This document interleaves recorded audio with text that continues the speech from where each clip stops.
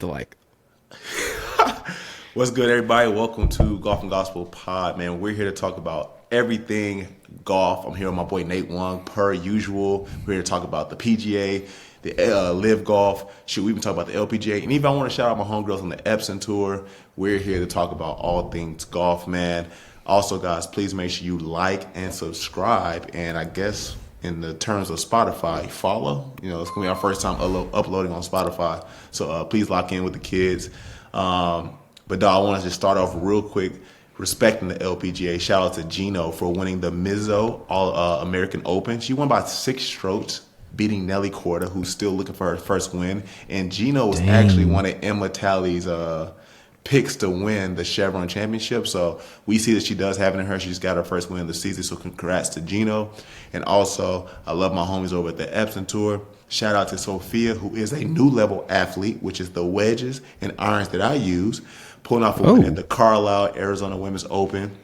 But now, Nate, we got to get to where everybody wants to talk about, the Truist, bro. Now, let's be honest, bro. Sepp Straka was not on neither one of us radar at all. Nope. At all. And I think we're tripping because he already had a win this year on the American Express. And I had to go back and look like, man, what type of year is Sepp Straka having, bro? And when I mean, Nate, we were tripping, bro. Like, we were tripping. Like, Is he balling, dude? He's balling, bro. He's actually hooping. So he's played in 14 events, only missed 2 cuts. But every event he's played in, he has 10 top 25s, 4 top 10s, and 2 wins. Dang, dude. 10 top 25s? Yes. And only thing he's missed is the Masters, which is a pretty big cut to miss, and the Genesis. But everything else, bro, he's been playing phenomenal. And we've dabbled in talking about, like, man, how the Europeans are having an amazing season this year with it being a Ryder Cup season, man. But what were your thoughts just on Sepp Straka and how he performed this weekend? Dude, I was betting on, not betting, like, actually, but I had my money on Shane Lowry because I just thought him, I mean, also European guy, so I'm sticking with the same continent, but just him being in Rory's shadow, I thought he was going to try to rise above it, and this was going to be the moment. And, dude, that chip on 15 when he almost holed it for eagle, I low-key felt like he walked by Sepp Straka kind of like with his chest out, like, you see that, you know? Yeah. and then he taps it in. And I think at that point was Sepp, or were they tied, or was Sepp up 1 stroke? I think they were tied. They were tied. Then he got up 1 stroke on the par 3 on 16. Yeah, that was a long par 3, 222. Yeah. And you made a few comments about Shane Lowry and his putt, as well as we can either talk about it now or get into it a little later. JT also, because he was in contention as well. Dude, yeah. JT missed 2 5-footers. It was so. I was just at brunch after church, you know, and I walked past the TV and I saw Sepp Straka and Shane Lowry are minus 15 and they're like through 13, and I was like, oh shoot, it's getting exciting. And I saw JT was chasing, so I was like, let's get back, let's try to watch some golf here. This is exciting. We got a dog and JT chasing, and we got these 2 guys. No offense, I mean, I guess Sepp is kind of a big deal now, but those 2 guys are kind of undercard fighters, you know? Yeah. So good point. Them battling it out, and there's like a household name chasing. I was like, this is going to be real exciting golf. And JT misses 2 5-footers ish. And then on hole 18 he makes a 10-footer. I'm like, what? When it doesn't matter. Come on.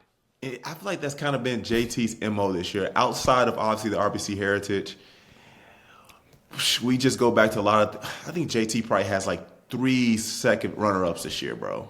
All because like a lapse he might have had like on the closing. Yeah. He always like birdies 18 or something like that outside of the one he lost to Victor Hovland, which I also want to get into that too, because we look at Sepp Straka, we look at hole 18. Shane Lowry had a testy putt downhill to, I believe, get birdie. Yeah. Missed it. That thing went rolling.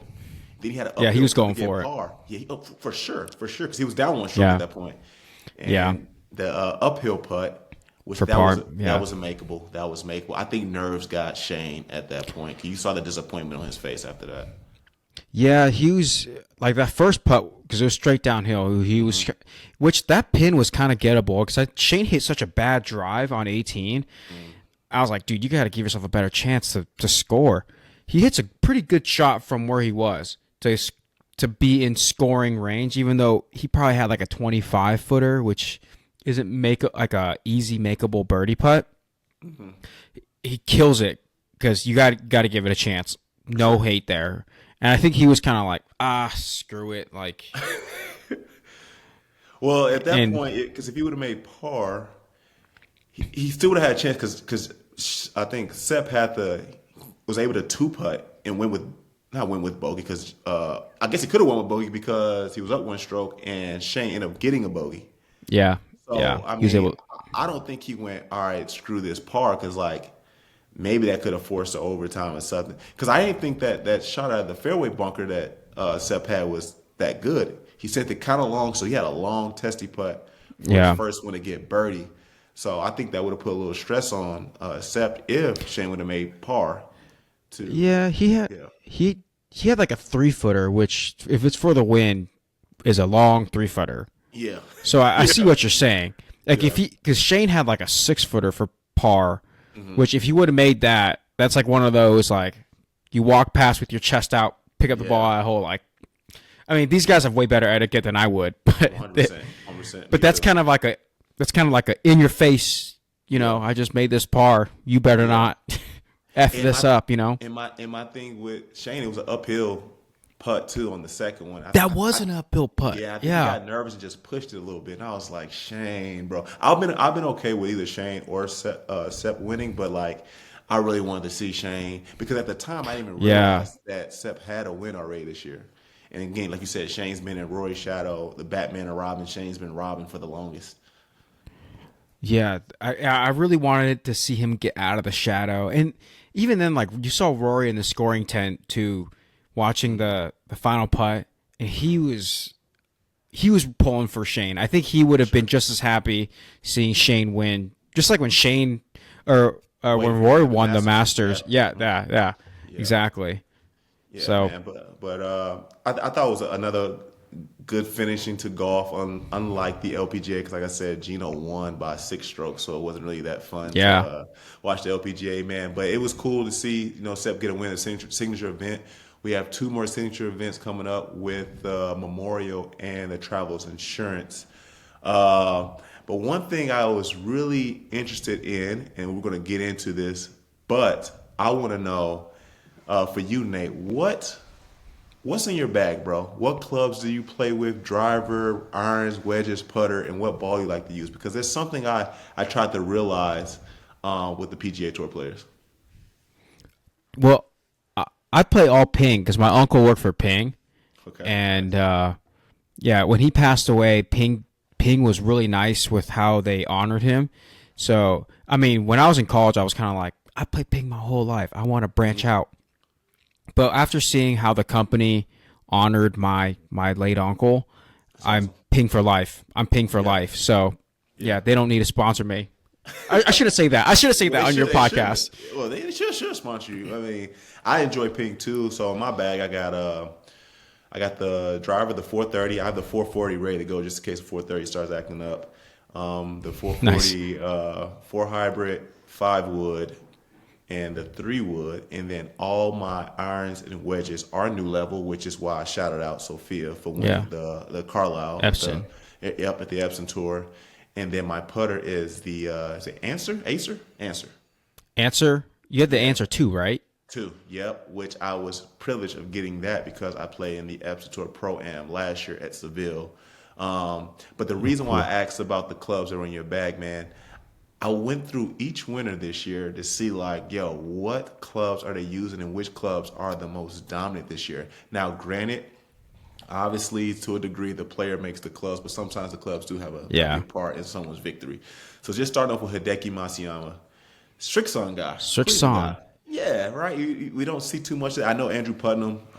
He's a Strixon guy, and I think also my guy Novak. Novak is a Also Strixon guy. Yes, but Hideki, who won the Century, was a Strixon guy. Nick Taylor, who won the Sony Open, is a TaylorMade guy. Sepp Straka, who just won both Strixon.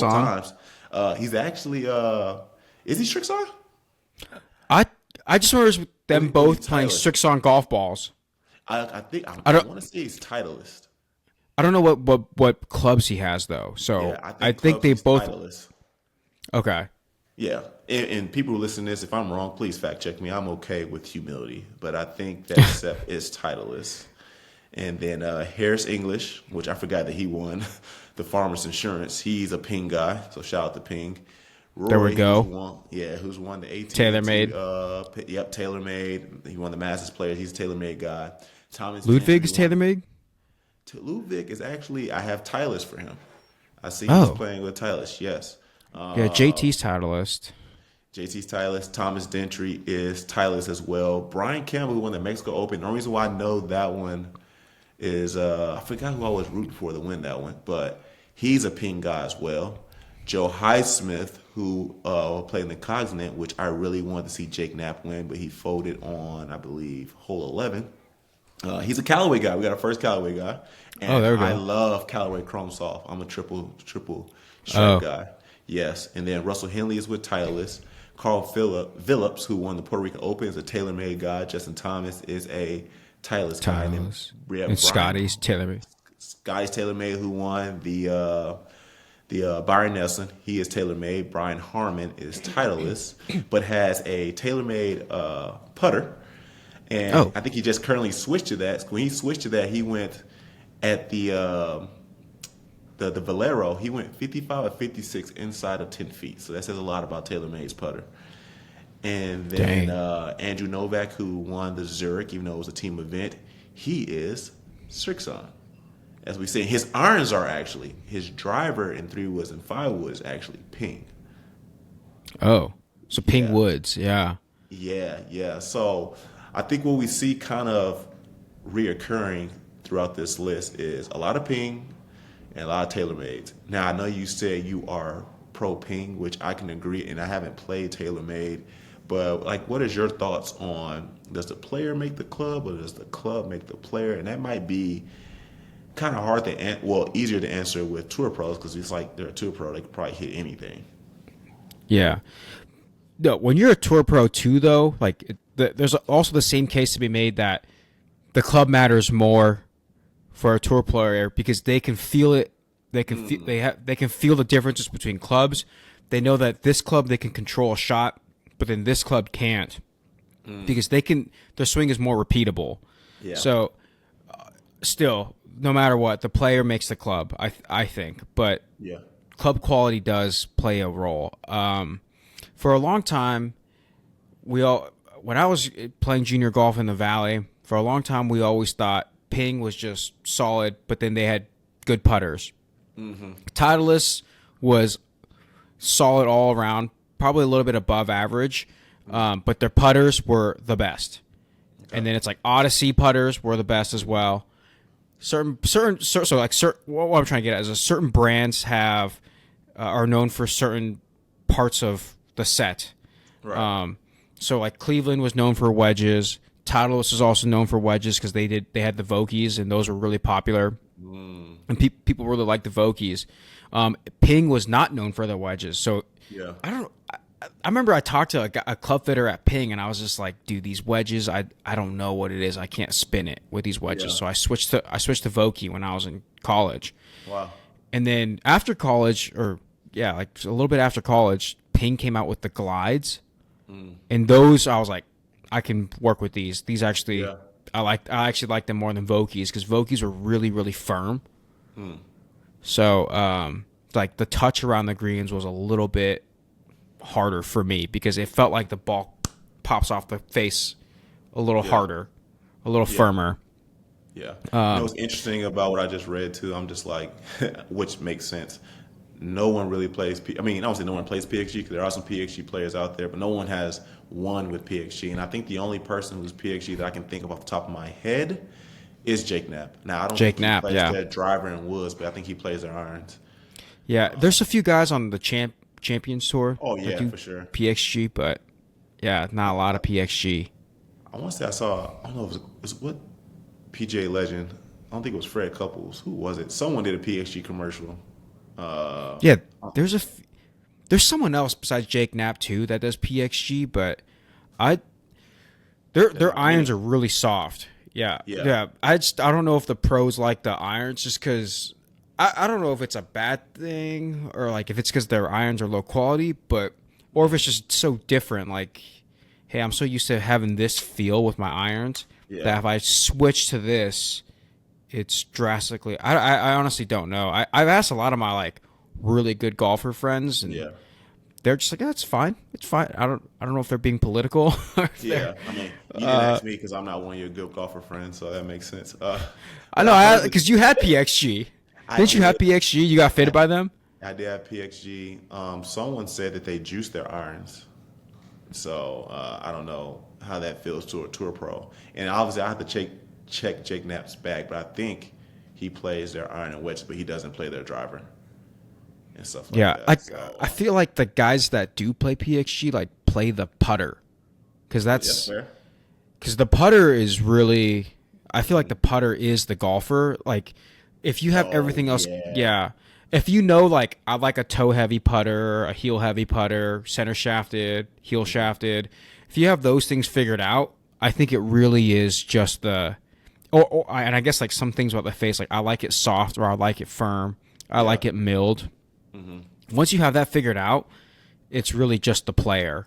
Yeah. So you think that has a huge, I guess, you think the decision making is also based off how it plays off certain golf balls, too, like to the face of the putter? Because like some people, well, I guess that's different in terms of like spin and stuff, obviously, because some people say TaylorMade holds a lot better than any other golf ball in terms of spin. Well, they say PXG golf ball is real spinny too, but in terms of what you were saying about the face and stuff, do you think that also plays a part in which golf ball a person uses, or they just adjust to the golf ball? No, I think that matters too. Like if the golf ball is really soft and you have a soft face, like a milled face, that's gonna mess with you if you're playing slow greens, you know. But if you're playing like Pinehurst, you're probably like, I want the soft and soft. I want the soft and soft combo. I don't know. Or I also think it matters like if you anticipate a lot of like long putts, like if it's big greens and it's dry, you probably don't want a soft face because it's hard to like feel like you're pushing the ball anywhere. Yeah. So if it's big greens and it's dry, you're probably gonna putt a lot. That's what you want to think about. Like big greens, dry, gonna putt a lot. Yeah. Small greens, I'm gonna anticipate shorter putts. So if it's so when it's like super soft, it's hard to like feel like you're pushing the ball along on a big green. So I wonder if like their touch. These are things that I think about, but I feel like I've never faced though. Yeah. So I seriously would wonder like what like some of the LPGA or the PGA players really think about with putters. Like when Nelly quarter switched her putter, was it? Was it at the Chevron? Chevron, yep. After the first. Yeah, because she had. Yeah.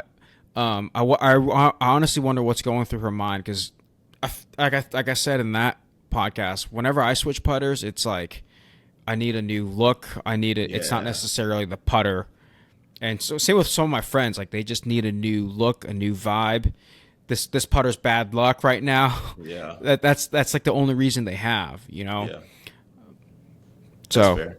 Yeah, I like that. I'm curious. I want to get to the point of my game where I'm very intricate like that. Like, this face is a little too soft. But then I'm just a regular amateur player. I probably don't need to know all that, but I just like the minute things of golf, and I would love to educate myself to, start understanding that stuff a little bit more. Only thing I know in terms of feel is like when I hit an iron, if I end up hitting it pure, I love how Callaway golf ball feels the best off the face when I do hit it square.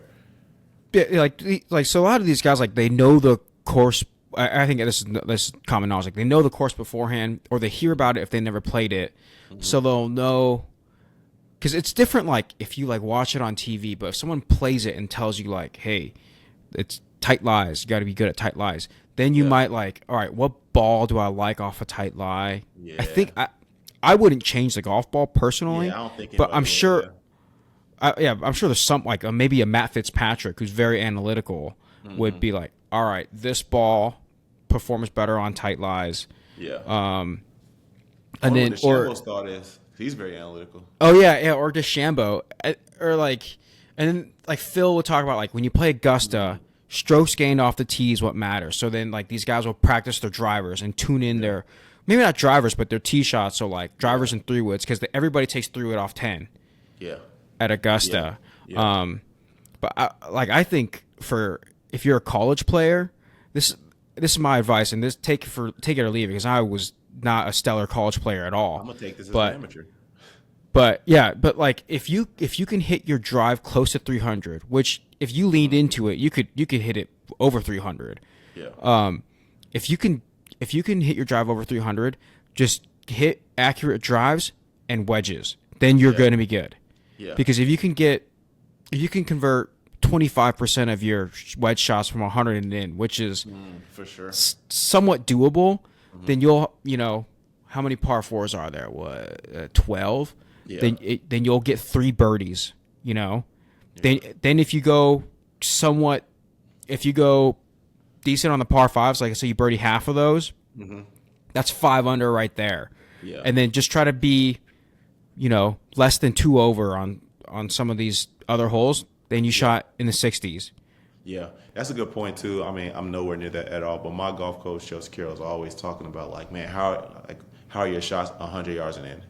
And we're constantly always practicing those. And one, I do struggle with getting green and regs, but she always talks about those shots under 100 yards, man. It just, I think that obviously validates what you just said in regards to what the 12 par fours and just getting on and hopefully one play at that point. Yeah, and like the other thing too is like an average par 4 in college is 450.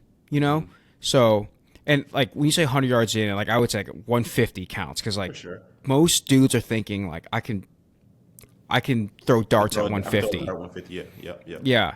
So 150 and in, if you can convert 25 or 10%, like you're giving yourself good looks at scoring.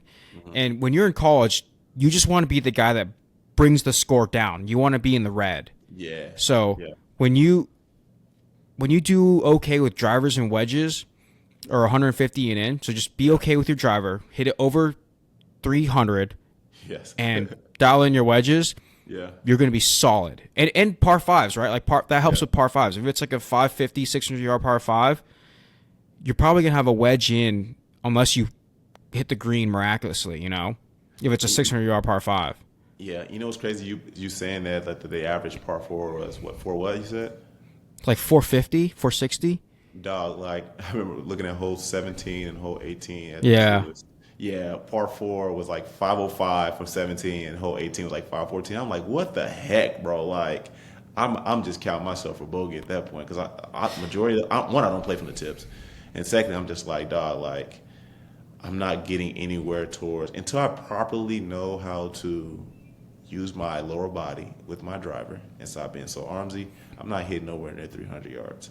So I'm hoping at least if I'm playing it as bogey, let's say I do get on, I got to hold the 1 putt for par. If it's 514 and 505 as a par 4, man. So what the heck, man. But let's transition. Obviously, you got the PGA Championships coming up this week, which super excited. We got our second major of the year, man, the PGA Championship here at Quail Hollow, dog. Super geek, man. I would love to know who you guys think are going to win. But for right now, I'm going to attack the hole 17 par 3 using, obviously, the Rapsodo. So see how I do.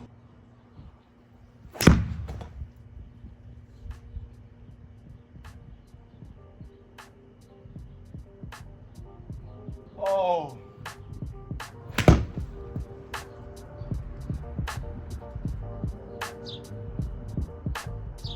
Oh, are you kidding me?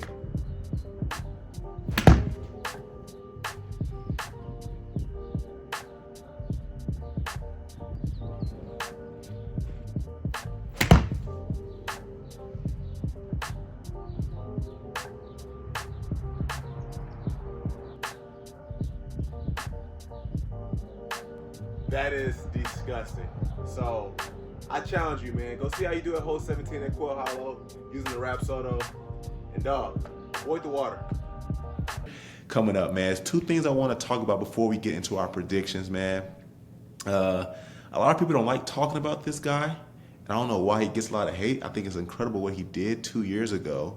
But Michael Block, man, who had his life changed 2 years ago getting the T15. Oh, yeah. And then since then, he's gotten a lot of sponsorships. He's gotten TaylorMade Golf to provide his clubs. He's gotten a partnership with Cisco, a technology partner, Raising Cane's fast food, Michelob Ultra, the beer brand, and he's also got a partnership with Good Golf. And he also lastly has Corey Bridge Financial that also sponsored the Michael Block Classic, the junior golf event. Now, he wasn't able to have the same magic he had, back in 2023. 2024, he missed the cut. And in various other tournaments, such as the American Express, he missed the cut. The Farmers Insurance, he missed the cut. The Charles Schwab. But he's having a lot of fun as a content creator, where he won the Good Golf tournament with his son in 2024. But all that to say, this year in 2025, he tied for third at the PGA Championship, or the PGA Professional Championship, to secure his spot in the PGA Championship. So my question for you is, do we simply think that Michael Block has a chance to make the cut this year? Oh, I didn't know that's where you were going with that. I think for sure. He's missed so many cuts. He's missed so many cuts. Yeah. Okay, so why do you think he has a chance? Man, good question. I think he's a good competitor. Yeah. One of my friends actually played in that tournament, and the one that he got third in. Yeah. And top 20 make the PGA Championship. Yeah. But so that tournament had some solid players. Okay. Some solid golfers, and he got third. Yeah. Maybe I'm just saying this because I'm pulling for the guy. I kind of like these unlikely heroes. Yeah. I kind of hope that. I feel like we should just talk trash so then we can be on the internet. Yeah. At those people who eat their words. It's like I'm trying to think of when there's a video of Brock Purdy is the worst quarterback ever. Yeah. No one should ever take him. And then he goes to the Super Bowl. Yeah. Gonna get a big contract soon. Yeah. I think he has a chance to make the cut because I think there hasn't, maybe this doesn't make sense, but in my head I'm trying to make sense.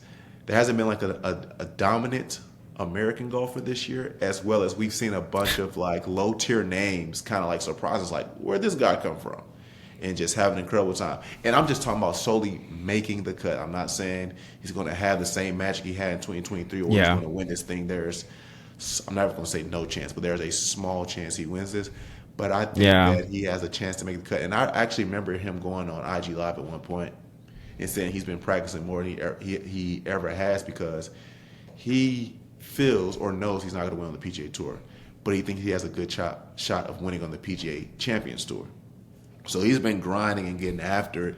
So I think that he does have a legit chance to finally make a cut. And we already know we're going to get ready to see multiple videos of his hole 17 hole out at the PGA Championship 3 years ago. But every time I look at the comments, people are like, here this guy go again. I'm so sick of seeing him. It's just why, man? That was a great accomplishment. Very professional. Why hate? Accomplished anything, at least in a long time, from my understanding, to that degree, man. So I would love to see Michael Block, simply make the cut. And if he can make fire like he did 2 years ago, that would be even amazing too. But the second thing, these go ahead. Yeah, I was gonna say a lot of these PGA pros, PGA of America, not the tour pros, kind of get a bad rep because it's not that hard to be a pro because you have to break some score off the blue tees to become a pro for PGA through PGA of America. Yeah. And it's a really low. I remember seeing the scores in high school and I was like, dude, I can smoke these guys. And then these guys are walking around not a lot of these guys know hey, I'm not a baller, but so a lot of them have some humility, but then so some of these guys are I'm a pro. Like, you got nothing on me, and I'm like, I'll smoke you in golf. Funny.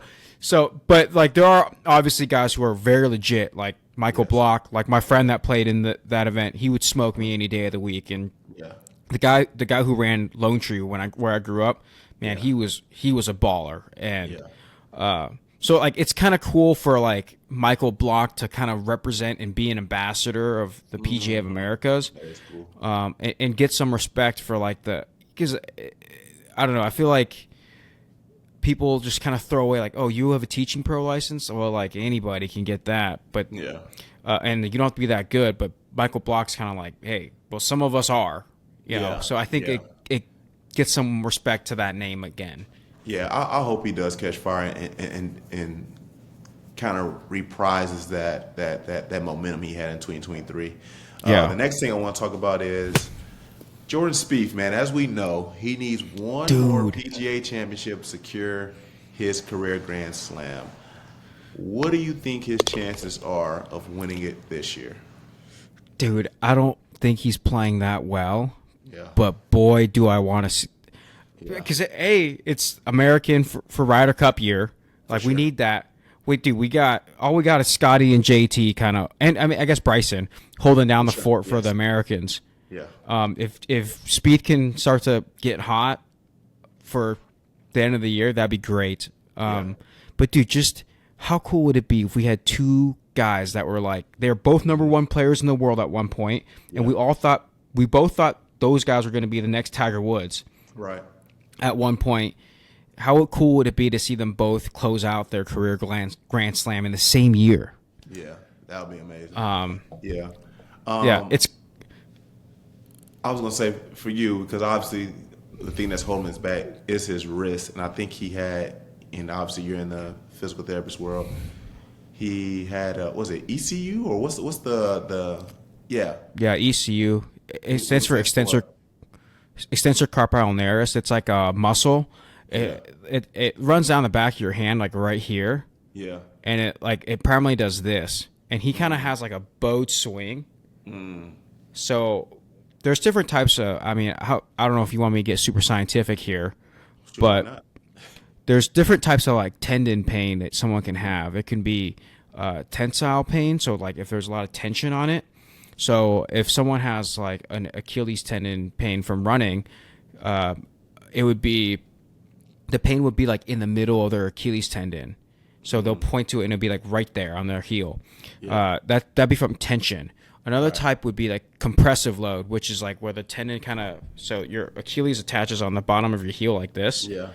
And if it rolls under, like when your toes come up, it'll like roll under your heel. That tendon will roll under. And the pressing of the tendon onto your heel bone is called a compressive load. So I wonder if it's because of that, like he's getting a lot of compressive load on his wrist. Like the main thing, the main treatment is like you can get a tendon to tolerate compressive load. Like tendons can do that a lot. Like everyone's tendon out in their shoulders compress when you raise your arm overhead. Trying to think of other examples of but tendons compress on your bones in your fingers when you make a fist, like it rolls over your bones here. There's got to be a way to get him to tolerate more compressive loads. This is my assessment from afar. I have no clue. So sure. I want to stay humble here, and this is just what I would guess. There's got to be a way to either do that, because I feel like if you're that good of an athlete, I think it would be. If I was his therapist, I wouldn't really want to change his swing just for wrist pain. I wouldn't I as a therapist, like if I was a swing coach is like, if a swing coach is like, hey, your wrist hurts, we should change your swing for your wrist pain. That's a different story, because a swing coach is like actually skilled in changing someone's swing mechanics so they can shape the ball. I'm not. My job as a therapist would be to increase the load capacity of the tendon. But yeah, it's actually like one of the most common wrist injuries in golfers. But the other thing too you could do is, there's some studies that show if you strengthen like the elbow and the shoulder, like actually strengthen, like I think the word strengthening gets thrown around a lot in the golf and rehab space, and it's like there's a difference between like just activating a muscle and strengthening it. Like you have to load something to strengthen it. But anyways, I don't want to get up too tangential here. No, that was good, but bro. But if he really gets after like his shoulder, his elbow, maybe his like his torso, like he could reduce or like disperse the load through his body better. But that's awesome, man. So, hey, Jordan Spieth, I know you're going to watch this Golf and Gospel podcast, man. Nate Wong is a resident in Phoenix, Arizona. So, if you need to see a PT, just go see Nate Wong. I don't. I think I could, but I don't know if I'm like the best, you know. Yeah, I hear you, man. But I guess to answer my own question I asked you, bro, I mean, I would love to see Spieth accomplish that as well. I don't think this year is going to be the year he does it. Yeah. I really wish my boy Noah Reed had the opportunity to come over today because he's a Spieth guy. Now I think he is, dude. I think it would have been awesome having him on. Yeah. Yeah, I think he would have been honest though, and he would have been very hopeful. But I think he'd been honest and said, and Noah, when you watch this, bro, you can fact check me too. But I think he'd been very hopeful, but I think he'd been honest and saying like, yo, this isn't Spieth's year because he hasn't really wowed us too much this year. And like I said, even though he did pretty solid for the Byron Nelson, that field was weak. But again, you still got to get the ball in the cup. So I do respect that. But yeah, I don't think this is the year for Spieth to do it. But I hope he does soon because Rory's now 36. His birthday was just a few days ago. So he got his career Grand Slam at 35. I think Spieth's 31? Yeah, he's like a year older than me. Yeah, 31, 32. Still possible, bro. If he finally get that wrist to catch up or just fully heal or again, I guess load that compression as you say. I tolerate it's like low tolerance, but yeah. Then dude, we can see him accomplish that soon. Yeah, I would love to see him do it. Just this low key is one of those. It's like you go to the casino and you go, you know, everything all in on black on roulette or something. It's just I'm just going off the Pat McAfee story when like Peyton Manning's all like red 18 and then it hits. That's hilarious. But man. So let's go into our predictions, man. So I want us to do this. I want us to predict our 4 possible winners and 1 dark horse. And if you don't mind, I will start us off simply with the dark horse. I'll let you go. So my dark horse, I'm going to hope that the Golf and Gospel curse shows up this week, man. But I'm going to say this guy since the Masters, he finished T12. And the RBC, he didn't do too well, but showed some promise on occasions. And this week at the Truist, he played really well. You text me about this guy, and he had T10 at one point. And where did he get his first career win? At Quail Hollow at the Wells Fargo. And I think because of his first career then, he has two career wins there. There might be some nostalgia going into this for him to win the dark horse and win. And I got to say, my guy, Max Homa, bro. It's a long shot. It is a long shot. He did not bad this weekend. He did not do too bad this weekend. He got his first win at Quail Hollow. It's at Quail Hollow. I think this can be the darkest of horses, though, that Max Homa can come out here and give him a victory. Really? I don't think it's... Maybe I think too highly of Max. Maybe I think too highly of Max. Yeah, but I don't think it's that dark. But it's still a dark horse. Like I don't. He's definitely not high odds to win. No. Dude, he was balling, man. He was like 4th at one point. And I was this weekend. Excited. I was very excited. I'm like, yes, Max Homa, this is the perfect time going into a PGA Championship, bro. Lock in. So yeah, that's lock in. Let's go, Homa. Yeah, let's go. So who do you have as your possible dark horse here? Dude, I was gonna go with Spieth because of that, because of the Grand Slam. That's fine. I like that choice. Let's go, dude. Yeah. Put my life savings on Jordan Spieth right now. Let's go. Man, if he comes out of this, man, like what a story. What a story, bro. 'Cause like I said, he's not really making noise this year at all. And like I said, he's been he was so hot early in his career, bro. I mean, like I said, he finished T2, I think, twice at the PGA Championship early in his career. And he could have got a career. Did he fast. really? I think so. He could have got a career Yeah. super fast, bro. But just like kind of like Rory, man, that one major is just hanging over his head. And luckily, it's the easier of the four, in my opinion.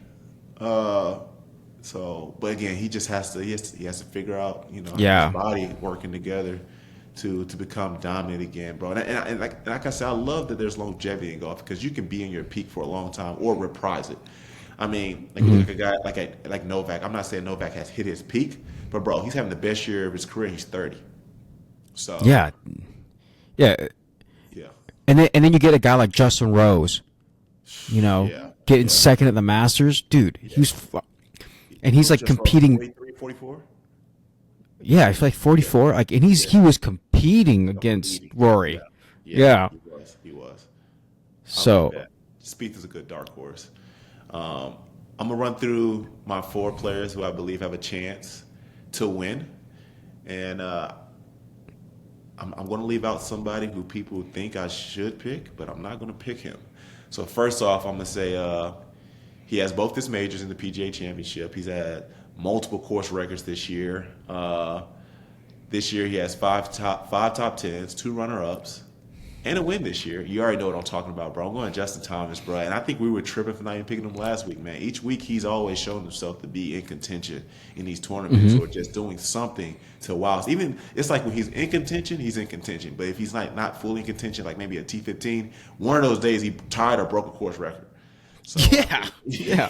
So I think JT did it twice this year, didn't he? Yeah. Yeah, he did. And he tied both of them because he won the bogey. Yeah. Both 18s for some reason. Yeah. But I think JT has a really good shot of winning the PGA Championship. And it being his third would be super amazing. And the next person, like, I'm not going to act like he's not the number 3 golfer on the world golf rankings, man. Showed up clutch last year, beating the fan favorite, Bryson DeChambeau. And I think he's ready to defend his title this year. It's a good pick, Give me Xander Schauffele for sure, man. I think he finished 9 under at the Truist, which was, okay. But, I think there's a little bit of a chip on his shoulders to defend this title, man. And I think this is last year. This is when he started to catch hot. Like, I mean, he was finishing well. He just couldn't beat Sky last year. That was the only thing. But then we got to obviously the Open, the PGA Championship. That's when he really dialed in. I think he's going to dial in this time. Next, from our number 3 guy, I think has a chance to win. I can't not say his name, bro. I mean, number 1 golfer in LIV, won in Mexico City to also qualify for the U.S. Open because he won in Mexico City. He's second in LIV in birdies made and third in longest drive distance this year. And you stole him from me in the draft because I thought he was just going to drop for me in the 5th. I got to go Joaquin Niemann. And people are probably like, yo, why are you always picking Joaquin Niemann? Because he's just too talented. He's too good. I think he has a chance. He's a baller. Yeah. He's a baller. He has to figure out his short game when it comes to the majors. And I just love seeing him compete when the field is a little bit tougher. Not to say the field in LIV is weak. We already discussed that last time. But I really think Joaquin Niemann can come out here and grab him a win at the PGA Championship. And lastly, he's the U2 golf favorite, 2-time U.S. Open champ, ranked number 1 in driving distance on LIV as well as scrambling. And he's number 1 in Eagles made. And I think he's itching to get another major back. Yes. Playing and had a tough showing at the Masters, obviously. Barely losing to Xander last year on a clutch putt. But he just got back in the winner's circle here in Korea. Give me Bryson DeChambeau. Give me Bryson DeChambeau. Yep. So he finally feels like what it is to win again after he didn't obviously won the U.S. Open, but hasn't won in LIV, I think, in 2 years. So coming off a win here, now going back into the PGA Championship, he has vengeance on Xander. Respectfully, nothing like him and Rory, but I think DeChambeau for sure. Dude, how hype would Sunday be if Bryson and Xander were final pairing?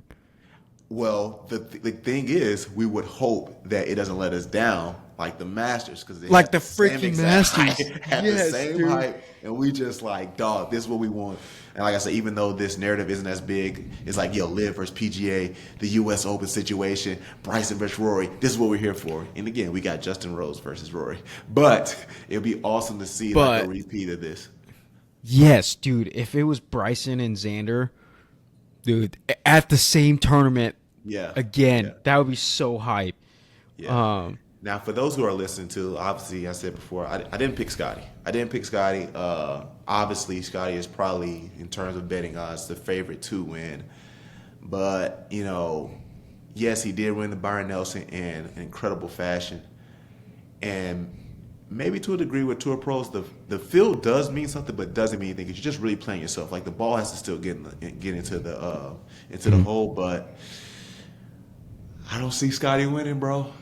And if the Golf and Gospel curse gets me here, that's okay, because I would not be mad if Scotty win, but I'm not picking Scotty to win, though.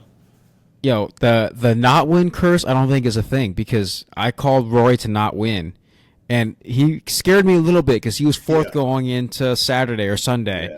Yeah. But that's crazy, dude, because so he is the betting odds favorite right now. I just looked it up. Yeah. And I'm not picking him because of that, though. But he's my favorite to win. No, you've been talking about him multiple weeks, bro. I don't think you saw the odds and say you won this guy, because I think you've been convinced that he's about I texted you. Yeah, he's about to yes, dude. Yeah. And this so far, this sounds like a year of repeat winners, you know? Mm-hmm. So I think this is the year of repeat winners. I think multiple guys are going to get multiple wins in this 1 year. Yeah. Good point. I wonder if it's like the live dynamic or like I don't know what's going on, but I feel like I think JT, like I think I would pick Scotty and JT. Okay. Nice. As two of my picks. I mean, I feel like I'm going to overlap with you. It's hard to not pick Bryson. Okay. I think I'm gonna go not Xander though. Wow. I think I hate to, but hey, you went not Scotty. I'm picking Scotty. Yeah. You went Xander. I think this is like a weird thing because I think Xander is a good pick. Yeah. But I'm gonna go strong conviction. Xander is a favorite to not win. Okay. So if that makes sense. The opportunity to repeat what they did last year, you're like, I'm not picking them again to win. Yeah, I just, dude. I picked him on my little PGA or golf draft, you know, and I don't want to say he's disappointing me because he's not playing bad. He's making cuts. You got him in the second round too. You got him in the second round, yeah. Yeah, I picked him with my second pick. So, I just don't think right now is the time. I think he's gonna need more time to get hot. But I got you. So you got dude, Scotty, I seriously think Justin, Bryson. Yeah, Scotty, Justin, Bryson, and then let me think. How has Ludwig done recently? Let's check, bro. Yo, all right, I got a sleeper. I got another sleeper. He's gonna be my fourth pick to win. I think Victor Hovland. Wow, he did. Because I like the guy. He was third last year. I think he finished P2. 2 years ago, he got second against Brooks when he was going ahead. Dude, that would be a cool final pairing too, dude. If it was Victor and Brooks, that would be really cool. Yeah. But I see Brooks in the top 10. because Brooks won, but like again, these are all like different courses, so it's hard to be like, well, you know, it's not the same course. Sure. Like maybe the environment, like the atmosphere is similar, but it's really hard to go off like the familiarity of like last year's performance or something like that. Yeah. Or like if it was even like the Open, because it's because they play like different courses, but it's like kind of the same. It's all link style, like Zoysia, yeah. Whereas like here, it's like, dude, it's seriously different every time, and the course style could be different as well. I'm okay with a Victor Hovland pick. I think it's a bit of a reach. It is but he won. He won this year already. He did win this year because JT folded. Yeah, and he won against JT, which is another one of my picks. So let's go. True. But I'm happy. I want to go back to look at Louver. So you said how he's doing this year, and I think it was our last one we talked about. I said, man, like he's not really having that incredible of a season per se. Well, no, I said that when I drafted him. 'Cause I said he has incredible upside, but like the season isn't going like the way we want. We just know he won the Genesis. But here we go. So the Truist, he got a T60, bro. RBC Heritage T54. Masters was probably one of his best finishes, but he had the blunder on 18, on yeah. 18 and dropped The him all the way 72nd back to hole, 7th. yeah. Yeah, got him all the way to 7th. He missed the cut at the Valero. The Players, he missed the cut. The Arnold Palmer, he got T22. He won the Genesis, and then the ATT Pebble Beach, he had the Withdrawal. Farmers Insurance T42, and the Century, he got T5. So he's not really having that great of a season. That's right. I forgot we went over that, and it was like, yeah, he's got like really low finishes when he makes the cut, except for like the T5, the win, and then the Masters. In the Masters, yep. In the Masters, Yeah. he easily could have, I won't say easily, but T2 was in sight. And maybe playoff. Yeah. I think Ludwig's very intimidating to see in the playoff too. Even though he probably from a European standpoint looks up to like Rory, like I gotta play Rory, but like that's true. Ludwig walking up at 6'3", like, hey, dog, I'm about to crush this 350 real quick. Even though Rory can do that too. That's the only problem is like when he hits it off the tee and you're playing against Rory, it's like Rory can do that, but like imagine if Justin Rose went in the playoff with Ludwig, and Ludwig went first. It's like, oh, I got to follow that tee shot, you know? Yeah. I think Justin Rose had the mindset, like, just play my shot. I know I'm old and 44, not as strong as he's Oh, yeah. He's got a better mental game than all of us, you know, all of us mortals. Yeah, 100%. But, Ludwig just not having an incredible year. Like, if you're an outside guy, you hear Ludwig Oberg, you think, like, great golfer. Which he's a great golfer, don't get me wrong. But like when we go back and look through stuff, it's like underwhelming season so far. Yeah, it's like one of those like stats don't lie, you know, like the finishes aren't that impressive. Like that's you know, that like Sepp Straka is having a better year. Yeah. And when you 2 cuts. Yeah, and it's like who would you rather face in a playoff, Sepp Straka or Ludwig? It's like I'd rather face Sepp Straka. But numbers don't lie. Like right now, this Ludwig, right now stats say Sepp, but but Ludwig is the upside is there, and I think he's got a lot of respect though. Like a lot of the guys on tour respect him for as in like his game. Obviously off the course, he's a good guy. Seems like. Yeah, I agree. Last person I want to actually talk about is Hideki, man. I don't think he is going to win by any chance, but man, he has made 19 consecutive cuts in majors. So that streak is still going. I hope he does make the cut, which I think that he will. But like I said, I drafted Hideki. I say he's very streaky because when he wins, he's win. Like when he's on, he's on. But when he's off, he's a little off and stuff like that. But I think Hideki, I just want to show my respect to Hideki. I hope he makes that to 20 consecutive cuts made in majors now. Don't think he's going to win, but I think he's going to play really good golf here at the PGA Championship. Dude, that's 5 years of like, I know, not messing up at all. At all. That's crazy. Yeah. So shout out to Japan's finest Hideki. Yeah. Since 2019, dude, he's been making cuts. Exactly. But guys, again, appreciate you guys watching or listening because it's going to be on Spotify. To the Golf and Gospel Pod. Got my homie Nate Wong. If you need some PT, go check my dog out in Phoenix, Arizona. But again, please like, subscribe, share, comment, do all those good things, man. We're on a new page now, the Golf and Gospel Podcast YouTube page, so go check that out. And also to see actual golf content, just go to the Golf and Gospel page on YouTube and check out golfandgospel.com. And lastly, Golf and Gospel has partnered with 100X to support the Veterans Golf Association. All you have to do is go to the link in the description and just fill out surveys. It costs you no money whatsoever, but let's support the Veteran Golf Association as well as Golf and Gospel, and we will see you guys on the next pod after the PGA Championship. It's me and the homie Nate Wong. Peace.